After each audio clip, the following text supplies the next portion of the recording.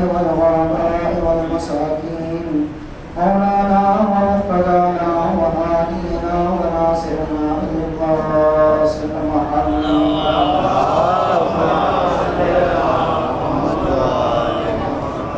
وعلى الطيبين الطاهرين المعصومين المظلومين ولعنة الله عليهم. بسم الله الرحمن الرحيم. كل نفس ذائقة الموت. صلوات اللهم صل على محمد وآل محمد. ارشاد رب العزت ہو رہا ہے کہ ہر نفس کو موت کا ذائقہ چکھنا ہے. پوری دنیا اب تو مسلمانوں کے علاوہ غیر مسلمان کی اس آیت شریفہ کی حافظ ہو چکی ہے. کبھی ڈبیٹ ہوتی ہے، کوئی بات ہوتی ہے تو ہمارے ہندو برادران بھی اس آیت کو دہراتے ہیں کہ کل نفس ذائقۃ الموت، ہر نفس کو موت کا ذائقہ چکھنا ہے. موت ایک ایسی حقیقت ہے کہ جس کا ہر انسان اعتراف کرتا ہے.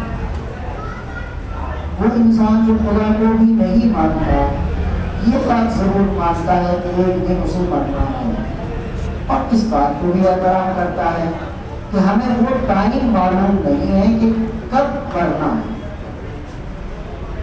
یہ کوئی طے نہیں کر سکتا ہے. علم غیب جہاں تک کہ علم غیب کی بات ہے وہاں ان میں سے غیب میں سے ایک یہ بھی ہے کہ ہمیں یہ معلوم نہیں ہے کہ ہمیں کب مرنا ہے. کسی کو بھی اس کے بارے میں معلوم نہیں. اور کہاں مرنا ہے، بأي أرض تموت، کون سی جگہ پر موت آئے گی یہ بھی مشخص اور معین. تو ایک تو ٹائم معلوم نہیں ہے، دوسرے جگہ معلوم نہیں ہے. تیسری چیز یہ ہمیں اپنی عمر کے بارے میں نہیں معلوم کہ کون سے وقت میں کس عمر کے کس حصے میں ہمیں موت آ سکتی. اللہ نے مسلط رکھی ہے کہ اس کو بتایا نہیں ہے، وہ اس لیے تاکہ ہم اپنا فیصلہ خود کر سکیں، انصاف خود کر سکیں اور اپنی زندگی کو منظم کر سکیں. ہر وقت مولا کائنات فرماتے ہیں نفس المرء خطام الی اجلہ، انسان کا ہر قدم اس کی موت کی جانب بڑھ رہا ہے. ہر قدم اس کی موت کی جانب بڑھ رہا ہے. ہر سانس اسے اس کی موت کی خبر دے رہا ہے. ہر انسان کو معلوم ہے کہ ایک دن جانا ہے. یہی عقیدہ موت سب سے بڑا باعث بن جاتا ہے، سب سے بڑی نصیحت ہے. اگر اس حقیقت کی طرف انسان متوجہ ہو جائے کہ میں تو بلبلا ہوں پانی کا، کبھی بھی ٹوٹ سکتا ہوں اور کبھی بھی یہاں سے نکل سکتا ہوں، لہذا کسی کا دل دکھا کے کیا فائدہ، کتنی دیر مجھے کسی کا دل دکھا کے خوشی محسوس ہوگی، کسی کو ستا کے کیا فائدہ، کتنی دیر، مجھے تو خود اپنا بھروسہ نہیں ہے. اگر ہر انسان اپنی جگہ پر یہ یقین محکم کر لے اور یہ اعتقاد اپنے دل میں راسخ کر لے کہ مجھے اگلا قدم نہیں معلوم ہے کہ میں کہاں رکھوں، تو پھر وہ اگلا قدم رکھنے سے پہلے کا عمل جو ہے اس پر غور کر دے. کہیں ایسا تو نہیں ہے کہ میں نے کسی کی بے عزتی کی ہے، کہیں ایسا تو نہیں ہے کہ میں نے کسی کا دل دکھایا ہے، کہیں ایسا تو نہیں ہے کہ میں نے ناانصافی کی ہے، کہیں ایسا تو نہیں ہے کہ میں نے جھوٹ بولا ہے، کہیں ایسا تو نہیں ہے کہ میں نے کوئی گناہ کیا ہے. اچھا یہ بھی یاد رکھیے قدرت آپ کو جانتی ہو اچھی طرح کہ آپ اپنی خواہشات میں اتنے مگن ہو جاتے ہیں کہ وہ لمحات بھول جاتے ہیں، ہر وقت یاد نہیں رکھیں گے. لیکن جب یاد آ جائے تب کم سے کم اپنے خدا کی بارگاہ میں کہو مجھ سے غلطی ہو گئی، مجھ سے توبہ کی کیا گنجائش ہے. اللہ نے ہر قدم کے بعد ایک توبہ کا مرحلہ رکھا ہے. ہر انسان کو اس توبہ کے لمحات سے فائدہ اٹھانا چاہیے. اب تک میں نے جو کچھ کیا ٹھیک ہے، ہو گیا، इंसान हूँ। खुदा यहाँ भी नहीं कहता है कि नहीं तुम्हें हर चीज का मैं यहाँ तुम्हें मजा चखाऊंगा, नहीं कहता है अगर तू सच्चे दिल से तौबा करता है तो मैं सच्चा हुआ सच्चा वादा करता हूँ तो तुझे गुज़श्ता गुनाहों की सजा नहीं दूंगा। अब इसके बाद अगर तू गुनाह जानबूझकर करेगा तो फिर समझ ले तो मेरा खाना जहन्नम है। अजीजों, सीधी सीधी बातें हैं, इसमें कोई ऐसी चीज नहीं कि जिसे बहुत गौर लगा के सुनना समझना पड़े और सीखना पड़े, नहीं। हर इंसान अपने लिए ये बात सोच ले कि मौत उसे आना जरूर है, लिहाजा इससे छुटकारा नहीं मिल सकता है। कोई अगर ये सोचे कि कोई दूसरा मेरी जिम्मेदारियों को उठा ले तो किसी ने क्या ही खूब शेर कहा है, तुम कितनी जुल्म, कितनी सितम, कितनी जख्म, कितने दुख, कितने रंज सहो, तुम्हें सहना खुद है। इसने कहा था उठाना खुद ही पड़ता है, फटा टूटा बदन अपना, कि जब तक सांस चलती है कोई कान्हा नहीं देता। दूसरों पर भरोसा करना छोड़ दो, अपने नफ्स पर भरोसा करो और अपने नफ्स के खालिक पर भरोसा करो। जिंदगी या आप बदल सकते हैं, आपका मालिक बदल सकता है, दूसरे आपकी जिंदगी नहीं बदल सकते हैं। लिहाजा पहले तो खुद अपने को बदलना सीखो, अपने पर एतमाद, अपने बाजुओं पर भरोसा करो। ईरान ने यही बताया है भाई, हम दूसरों के किराए के टट्टुओं पर भरोसा नहीं करते हैं। जिसने खुद पर भरोसा किया और अपने खुदा पर भरोसा किया, आज उसने पूरी दुनिया को दिखा दिया खुद भी इज्जतदार है और पूरी दुनिया को बता रहा है दूसरों पर भरोसा करने वाला हमेशा सही होता है।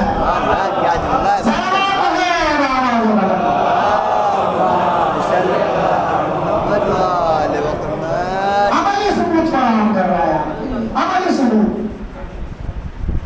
खुद पर भरोसा करने वाला ही तरक्की कर सकता है। खुद एतमादी बेहतरीन दौलत है, बड़ा सरमाया है। देखो, जरूरी नहीं कि आप किसी मुल्क के प्राइम मिनिस्टर बने तब खुद एतमादी पैदा हो, उससे फायदा हो।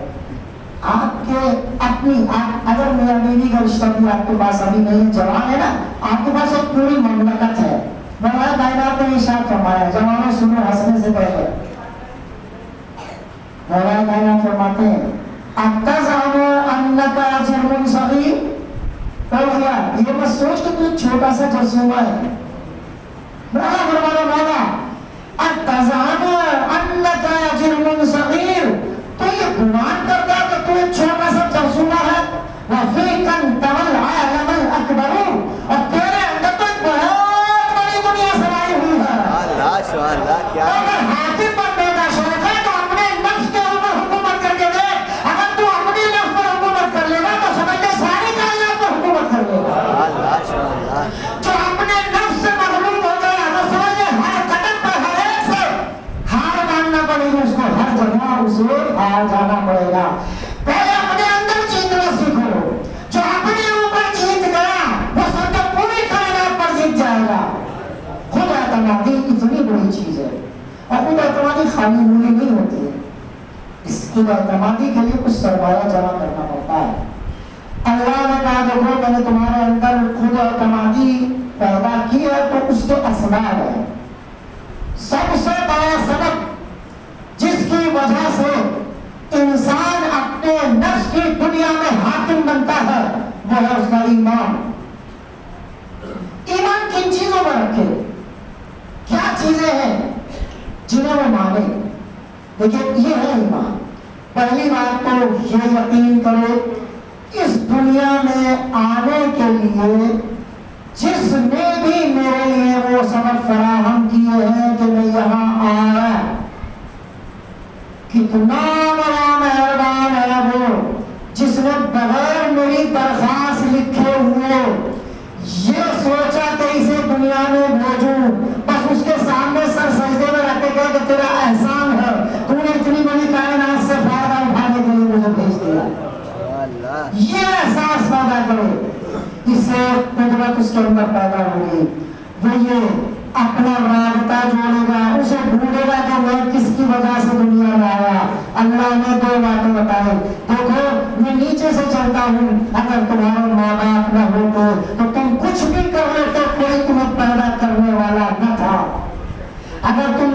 کے اندر اپنی خوبصورت سی تصویر دیکھتے ہو اور آئینے میں جب کنگا کرنے کے لیے کھڑے ہوتے ہو تو پھر اس وقت تو سوچتے ہو کہ مجھ سے بڑا خوبصورت نہیں ہے. وہی سوچ لو اس خوبصورتی میں 4 چاند لگانے والے میرے ماں باپ تھے اور ان ماں باپ کو بھی پیدا کرنے والا خدا تھا. اور یہ دو رشتوں سے اگر تمہارا رابطہ جڑ جائے گا سمجھو ایک اچھے انسان بن جاؤ گے. جس کا اپنے ماں باپ اور اپنے خدا سے اچھا رشتہ نہ ہو سکے گا وہ کبھی کامیابی کی زندگی نہیں گزار سکتا. اگر وہ اپنے ماں باپ کے تئیں اچھا اخلاق اچھی فکر رکھتا ہے تو وہ سوچے اور سمجھے کہ دنیا میں کامیابی کے راستے اسے خود ملتے چلے جائیں گے. جو اپنے ماں باپ کے لیے اچھی فکر نہیں رکھتا, اچھے خیال نہیں رکھتا, اچھے جذبات نہیں رکھتا ہے, ان کی قدر نہیں کرتا ہے, ان کے ساتھ نیکی نہیں کرنا چاہتا تو سمجھ لو دنیا کی کوئی طاقت اسے نیک نہیں بنا سکتی, کوئی اسے دولتیں نہیں دے سکتی ہے. دنیا میں اگر برکتیں چاہتے ہو تو اپنے ماں باپ کے ذریعے سے برکتیں حاصل کرو اور وہ برکتیں دینے والا خدا ہے. یہ اعتقاد آپ کو پکا کرنا چاہیے. یہ ہے ایمان. اس کا نام ایمان ہے. یعنی آپ یہ یقین کریں کہ میں خود سے نہیں پیدا ہوا, میں خود سے اس دنیا میں نہیں آیا, میری مثال کیا ہے, میں خود سے بہت سارے کام نہیں کر پاتا, یہ کام میرے بس کی نہیں تھا. تو وہ خالق و مالک کرنے پیدا کرنے والے کا اعتقاد ضروری ہے. کوئی بھی ہو, ہر انسان مانتا ہے کہ پیدا کرنے والا تو کوئی ہے. اب کون سی طاقتیں ہیں, کیا ہے, اس کو پہچانے. تو مولا کائنات فرماتے ہیں کہ وہ تو بہت وسیع و عریض اس کی مملکت ہے, اس تک نہیں پہنچ سکتے.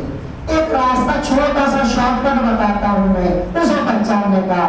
من عرف نفسہ فقد عرف ربہ. تم اپنی کائنات کے اندر غور و فکر کرنا شروع کرو. جس دن تم اپنے آپ کو پہچان جاؤ گے, جس دن تم اپنی طاقتوں کو پہچان جاؤ گے, اس دن اپنے وقت کو پہچان جاؤ گے. لیکن خود شناسی خدا شناسی سے پہلے ضروری ہے. خود شناسی خدا شناسی سے پہلے ضروری ہے. پہلے خود شناس بنو, یا خود شناسی تمہیں خدا شناس بناتے ہیں. دوسرا ایمان یہ ہے آپ کا اپنے اوپر اعتماد, اپنی طاقتوں پر اعتماد, اپنے آپ کو پہچاننا کہ میرے اندر کیا چیز ہے. تو آپ کے اندر جو ہے یہ 3 چیزیں میں نے خود بیان کیا ہے. یہ آپ کا جسم ہے, یہ آپ کا نفس ہے, اور یہ آپ کی روح ہے. جسم کا تعلق آپ کی ضروریات سے. اگر آپ 1 منٹ نہ سوئیں تو پھر مجلسوں میں بیٹھ کر آپ کو جو ہے نیند آئے گی. پھر اگر آپ نہ سوئیں, اگر رات بھر کے جاگے ہو تو اس کا اثر آپ کو ہوگا. یہ بدن آپ کا کہتا ہے کہ اسے سونا ضروری ہے, نیند اس کے لیے ضروری ہے. اسی لیے تو اللہ نے کہا مجھے پہچاننا ہے تو اپنے آپ سے پہچان لو. موسیٰ خدا کو پہچاننا, یہ تمہارا خدا نہیں سوتا ہے. کہا ٹھیک ہے, دونوں ہاتھوں میں ایک شیشے کا برتن لے لو. شیشے کا برتن لیا, رات بھر کے جاگے تھے, آپ کی طرح جیسے اعمال کیے. اب جیسے ہی تھوڑی دیر لگی آنکھ لگ گئی, دونوں برتن ٹکرا گئے, دونوں برتن ٹوٹ گئے. موسیٰ کیا ہوا؟ یہ برتن ٹوٹ گئے. لا تأخذه سنة ولا نوم, وہ خدا میں اگر لمحہ بھر بھی نہ اسے اونگ آتی ہے نہ نیند آتی ہے. چونکہ اگر اسے اونگ یا نیند آ جائے تو جیسے تمہارے ہاتھوں کے شیشے کے برتن ٹوٹ گئے, ایسے ہی یہ کائنات بھی گزر کے رہ جائے گی. اس کا مطلب اس کی توجہ ہر لمحہ ہے آپ کے اوپر. وہ کسی بھی لمحہ اونگ نہیں آتی, وہ کسی بھی لمحہ سوتا نہیں ہے. کیوں؟ اس لیے کہ رات کے کسی سناٹے میں کوئی مظلوم مگر اس سے فریاد کے لیے کہے امن مجیب المضطر اذا دعا ويكشف السوء, پھر کون اس کی فریاد کو سنے گا؟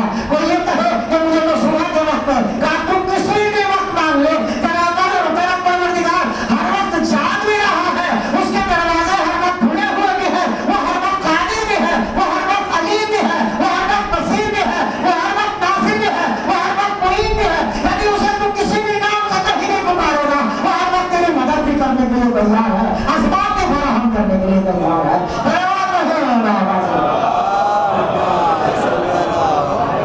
وہ تو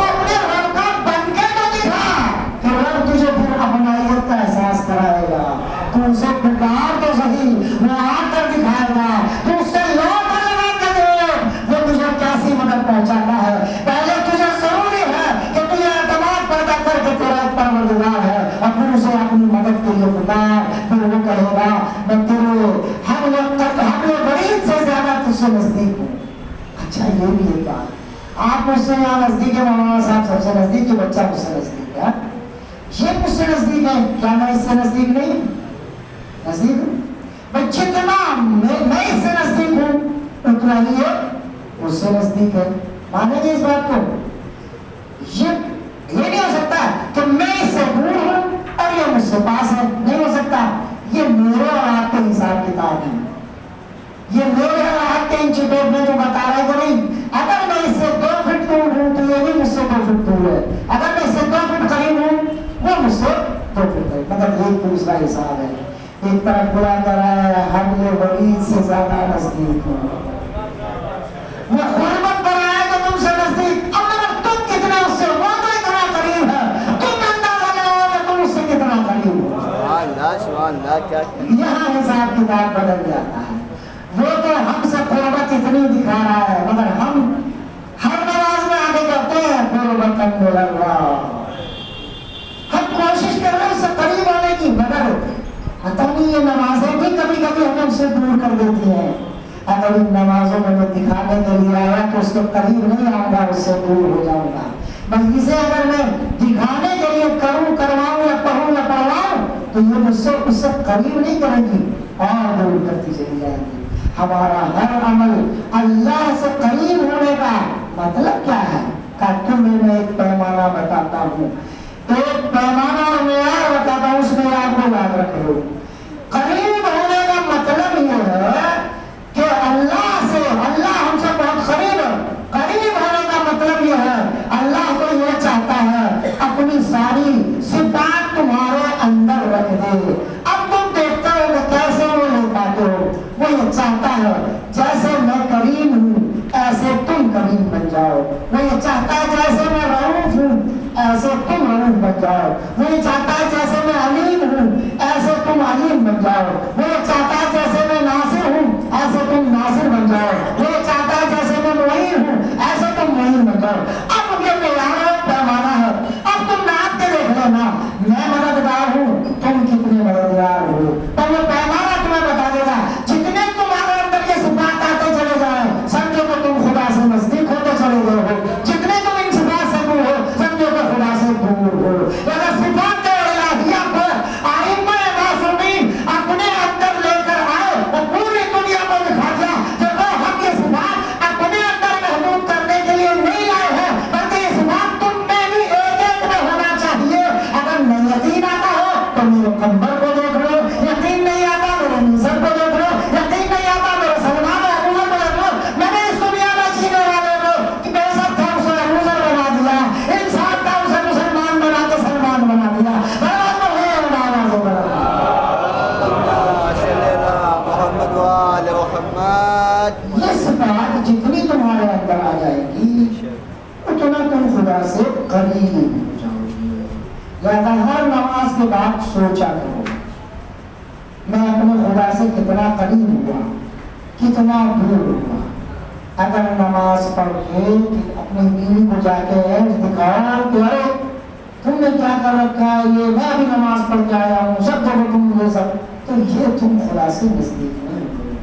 خدا سے نزدیک تو جب وہ مہربانی کا جب جذبہ ابھی تم ایاک نعبد و ایاک نستعین سے پہلے کہتے ہیں نا الرحمن الرحیم، یہ رحمان اور رحیم تمہارے گھر تک چلی جائے تب سمجھنا کہ تم خدا سے قریب ہو کر آئے ہو.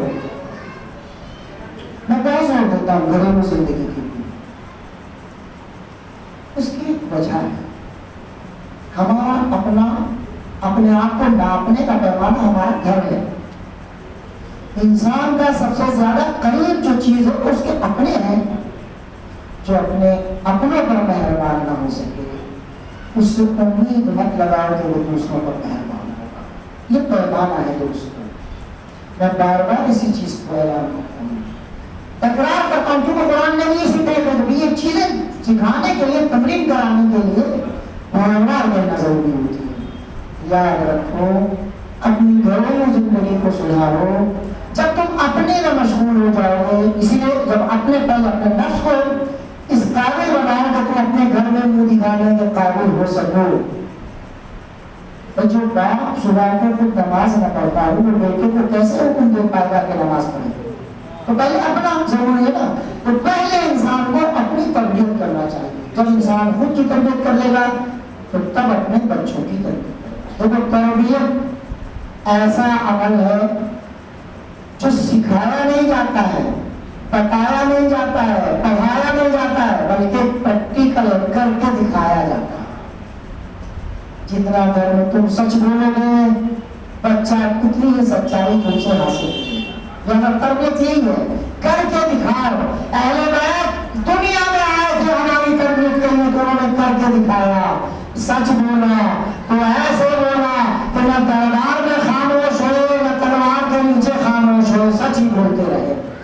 اور نیک بنے اور نیکی کی ہدایت کی تو ہر جگہ پر انہوں نے مدد کی ہے, تو پھر مدد ہر جگہ پر پھر یہ دیکھ کر نہیں کی ہے کہ یہ ہمارا اپنا ہے یا پرایا ہے. میں مثالیں ایسے کو دے سکتا ہوں, ایک مثال دیتا ہوں. کائنات نماز کے لیے جا رہے ہیں جو جماعت ہونے والی ہے, رسول خدا منتظر ہے کہ نماز جو ہے وہ علی اور نماز یہ دونوں علی اور نماز تو یہ کر سکتے ہیں نہیں کر سکتے. راستے میں ایک بوڑھا یہودی تھا جو بیچارہ آرام سے چل رہا تھا. مولا کائنات جوان ہے جو تیزی سے چل سکتے ہیں, مگر انہوں نے دیکھا یہ بوڑھا اگر میں اس سے زیادہ تیز چلوں گا تو اس سے آگے نکل جاؤں گا. اور یہ ان کی غیرت گوارا نہیں کرتی کہ بوڑھا ہے ہمارا بزرگ ہے, اس کی بے احترامی نہ کرو. بے احترامی کیا اسلام کہتا ہے کہ بڑوں کے آگے نہ چلو. علی نے کہا میں ان کے آگے نہیں چل سکتا چاہے مجھے دیر ہو جائے. علی یہودی کے پیچھے پیچھے چلے. جب یہودی اپنے راستے سے چلا گیا تب علی تیزی سے گھر مسجد کی طرف جاتے ہیں. ادھر دیکھا تو مسجد میں پیغمبر رکوع کے اندر سبحان رب العظیم و بحمدہ, سبحان رب العظیم و بحمدہ, سبحان رب العظیم و بحمدہ کہتے چلے جا رہے ہیں, یہاں تک کہ علی رکوع میں شامل ہوئے. علی نے نماز پڑھی. بعد میں لوگوں نے پوچھا یا رسول اللہ اتنی دیر آپ نے سبحان رب العظیم و بحمدہ کیوں کہا؟ کہا مجھے فرشتے آ کر میرے بازو بولتے ہوئے تھے کہ جب تک علی نہ آ جائے تم اپنے رکوع سے اٹھ نہ جانا, کیونکہ علی احترام انسانیت میں کھڑے ہیں. یا جو انسانیت کے احترام میں کھڑے ہیں تو ہمارا احترام جو ہے کہ ہم اپنی نماز کو روک سکتے ہیں. صلوات پڑھیں نماز.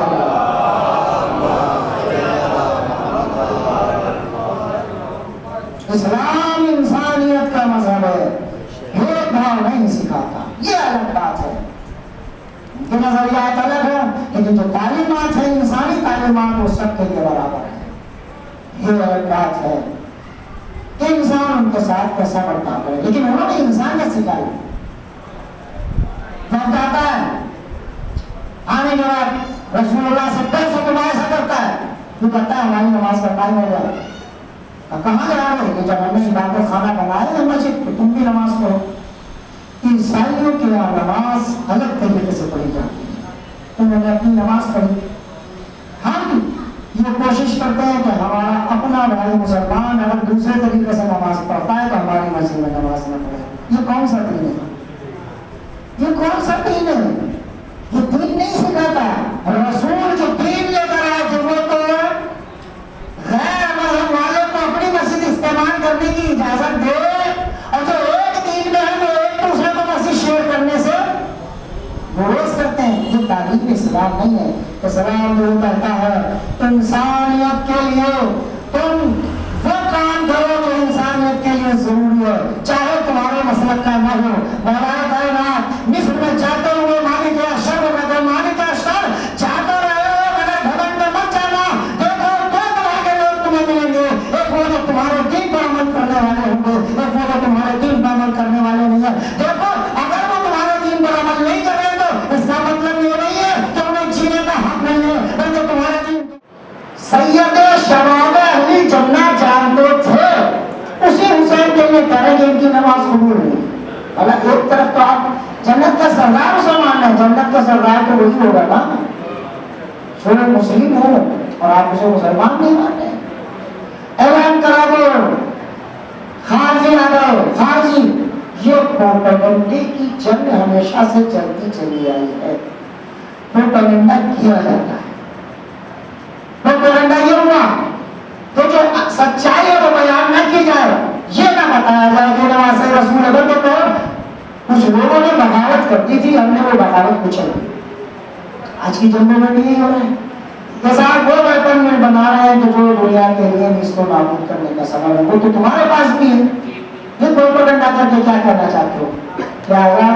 پروپیگنڈے کی جنگ ہمیشہ رہے گی۔ حسین کے خلاف بھی یہی بھڑکایا گیا کہ انہوں نے حکومت کے خلاف خروج کیا، یہ خارجی ہیں، انہوں نے حکومت کے خلاف کوئی خروج نہیں کیا تھا، انہوں نے کوئی ایسا قدم نہیں اٹھایا تھا، بلکہ انہوں نے تو آخر تک یہ مہلت دی تھی کہ اب بھی تم میرے خون سے باز آ جاؤ۔ انہوں نے کہا اگر ہو سکے تو مجھے ہندوستان جانے دو، اگر تم لوگ میرے خون کے پیاسے ہو تو مجھے ہندوستان جانے دو، میں تمہارے لیے بیچ میں مانے نہیں ہوتا ہوں، حائل نہیں ہوتا ہوں۔ مگر حسین کی یہ آرزو پوری نہیں کرتی۔ حسین کو کیسی بے کسی میں ذبح کرتے ہیں، کیسے ستاتے ہیں حسین کو، ایسے ستاتے ہیں کہ ان کا گھر بار جو ہے اس پر پابندی لگاتے ہیں کہ انہیں پانی نہ دیا جائے۔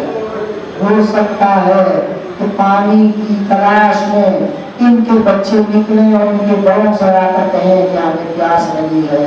آپ یہ باتیں مان لیجیے جو یہ کہہ رہے ہیں، مگر حسین کے کسی بچے نے بھی آگے بیعت کے لیے ہاتھ نہیں بڑھایا، پیاسے رہ لیں گے مگر ظلم کی بیعت گوارا نہیں کریں گے۔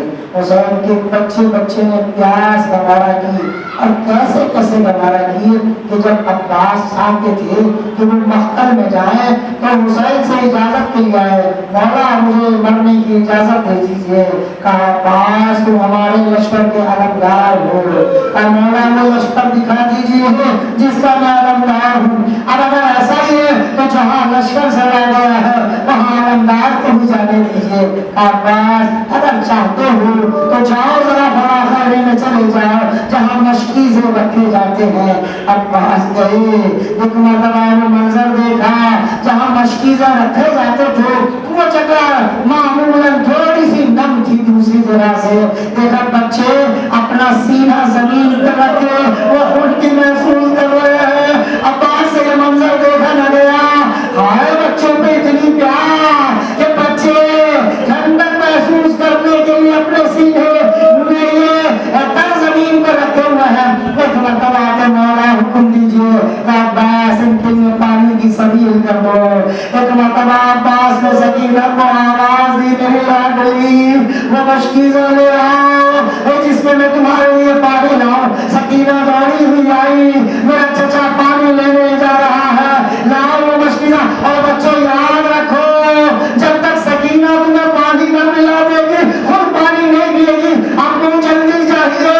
میں نے بچوں سے وعدہ کیا ہے عباس نہر میں گئے، جانے کے بعد پانی بھرا، ہم جو واپس آئے تو بازو ختم ہو گئے، علم جھکا، حسین آئے، ایک مرتبہ علم کو اٹھایا، سیدھی ہوئی مجھ کو لایا، خیمے کے دروازے پر سکینہ نے دیکھا علم تو آیا ہے، علمدار نہیں آیا، اپنے گندے ہاتھوں کو جوڑا، اے بچے سکینہ کو معاف کرنا، وعدہ کیا تھا میں تمہیں پانی پلاؤں گی مگر میرا چچا دریا سے نہ آ سکا، میں تمہیں مار دوں گی۔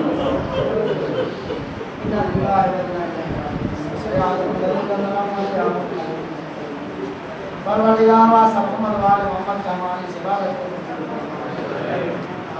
رحم فرما، کے لیے مجلس منعقد کی گئی ہو تو اس مجلس کے ثواب سے بہرامند فرما۔ پروردگار واسطہ محمد والے محمد کا ہم سب کی پریشانیوں کو دور فرما، ہم سب کے لیے برکت فراہم فرما، ہم سب کی اولاد کو برکت فراہم فرما۔ اے معبود ہم سب کو اجل اللہ العظیم سے بشارت فرما، بالیات کی زیارت سے مظلوموں کی حمایت فرما، ایران عراق شام لبنان اور یمن و فلسطین کا اپنا قرار فرما، ان کی حمایت فرما، ان کی آبادی کے غیب سے اسباب فراہم فرما، ظالم طاقتوں کو نیز نابود فرما۔ اے معبود ہمیں اپنے انصار و آباد میں شامل کرو۔ ایک مرتبہ سورہ نام کرتے، ایک مرتبہ سورہ احزاب کی تلاوت